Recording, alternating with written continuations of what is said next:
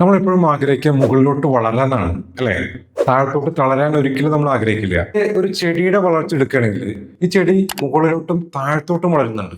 അതായത് നമ്മൾ കാണുന്നത് മുകളിലത്തെ ആ ഒരു വളർച്ച മാത്രമാണ്. നമ്മളത് കാണുമ്പോൾ നമ്മൾ ധരിക്കുന്നത് ഇത് വളർന്ന് പടർന്ന് പന്തലിക്കും എന്നാണ്. പക്ഷെ നമ്മൾ പിന്നെ കേൾക്കുന്നത് ഒന്നില്ലെങ്കിൽ ഈ ചെടി വാടിപ്പോയി, അല്ലെങ്കിൽ ഇത് കടപുഴകി വീണ്.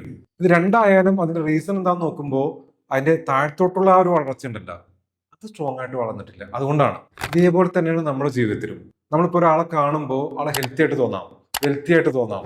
പക്ഷെ ഒരു സുപ്രഭാതത്തിൽ നമ്മൾ കേൾക്കുന്നു ഇയാള് ആകെ തകിടം മറിഞ്ഞിരിക്കുകയാണ്. അപ്പൊ അതിന്റെ റീസൺ എന്താന്ന് നോക്കുമ്പോൾ ആള് ഉള്ളിൽ നിന്ന് വളരുന്നില്ല. അതായത് മെന്റലി സ്ട്രോങ് ആയിട്ടുണ്ടായിരുന്നില്ല, അല്ലെങ്കിൽ മെന്റലി സ്റ്റേബിൾ ആയിരുന്നില്ല, ഇമോഷണലി ഇന്റലിജന്റ് ആയിരുന്നില്ല, കോമ്പറ്റന്റ് ആയിരുന്നില്ല. അതിന്റെയൊക്കെ ഒരു കാരണം കൊണ്ട് ആൾ ഡിപ്രഷൻ അടിച്ച് ആള് തളർന്നു പോയതാണ്. നമ്മളിവിടെ എന്ത് ചെയ്യേണ്ടതുണ്ട്?